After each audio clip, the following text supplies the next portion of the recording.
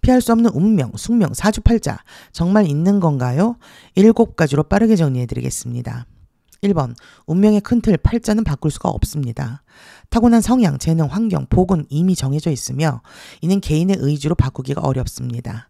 큰 흐름, 예를 들어서 재벌이 될 운, 가난할 운, 리더가 될 운, 조력자로 살아야 될 운 등은 인생을 관통하는 큰 힘을 가지며 이를 거스르려 하면 큰 스트레스나 실패를 겪게 됩니다. 큰 틀을 완전히 바꾸려면 다시 태어나야 할 정도로, 다시 새로운 사주의 기운을 새로 부여받아야 될 정도로 저는 이것을 관뚜껑에 들어갔다가 다시 태어나야 된다 라고 부르는데 그 정도로 변화가 불가능합니다. 2번, 틀 안에서의 내용물은 나의 노력에 따라서 달라질 수 있습니다. 즉 가변성이 있다. 같은 팔자라고 해도 노력에 따라서 환경의 삶이 달라질 수 있습니다. 하지만 그 변화의 폭이 제한적이면서 좁습니다.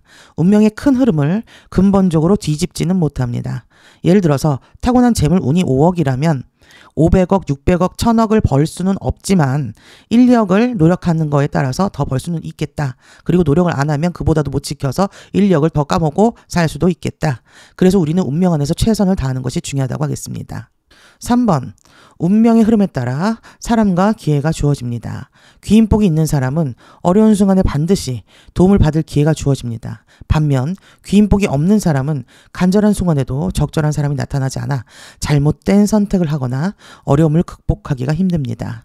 따라서 사람을 아무리 많이 만나도 귀인은 운에 의해서 정해지는 것입니다.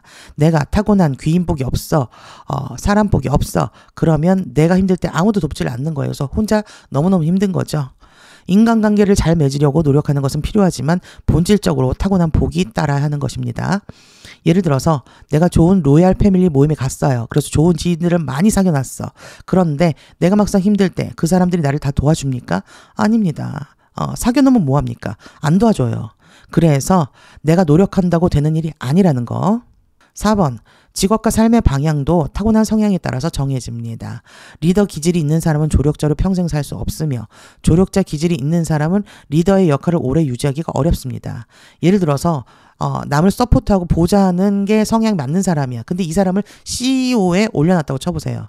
CEO는 창의력도 있어야 되죠. 대인배 기질도 있어야 되죠. 백장도 있어야 되죠. 톡톡 튀는 남들과 다른 아이디어도 막 있어서 사업을 번창하고 끌고 나가야 되는데 나는 그냥 시키는 거, 주어진 업무에 이렇게 맞춰서 하는 게 너무 편해.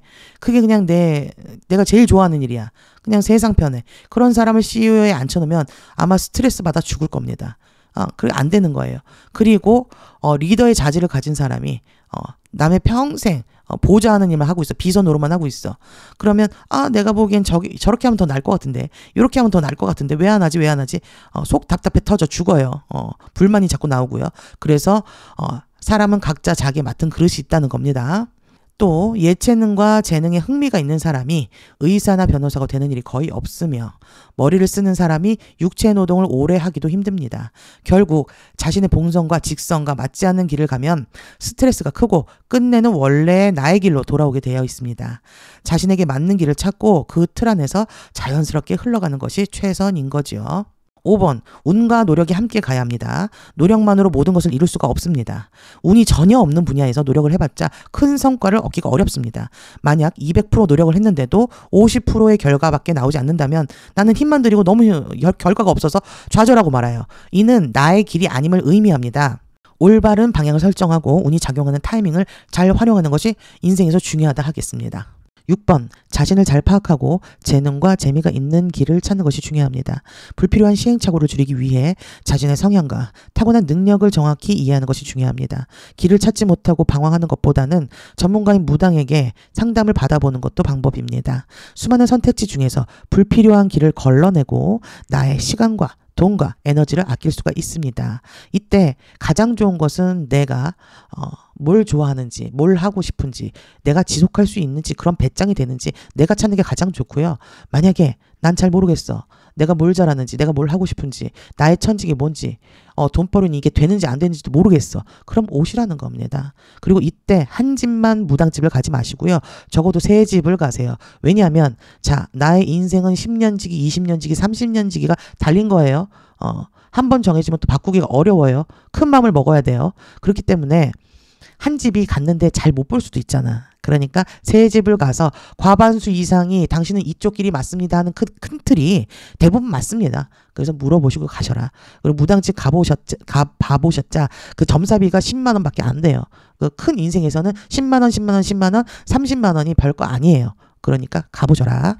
7번. 사람은 쉽게 변하지 않습니다.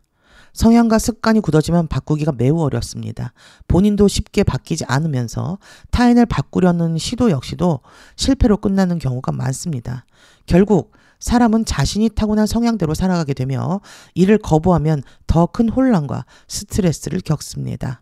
따라서 변화가 아니라 자신에게 맞는 환경을 찾는 것이 더 현실적인 해결책이 되겠습니다. 요약입니다. 운명은 정해져 있지만 노력은 그 안에서 내가 상중하대로 내가 얼마든지 결과물을 만들어낼 수 있습니다. 그래서 최선을 다해서 살아가는 게 중요합니다. 자신의 성향과 맞지 않는 길을 가면 실패하거나 지속할 수가 없습니다. 방황하는 시간과 내 돈과 에너지를 아끼려면 자신의 길을 찾는 것이 가장 중요하다고 하겠습니다. 천직이죠. 운과 노력이 조화를 이룰 때 최애상의 결과가 나온다입니다.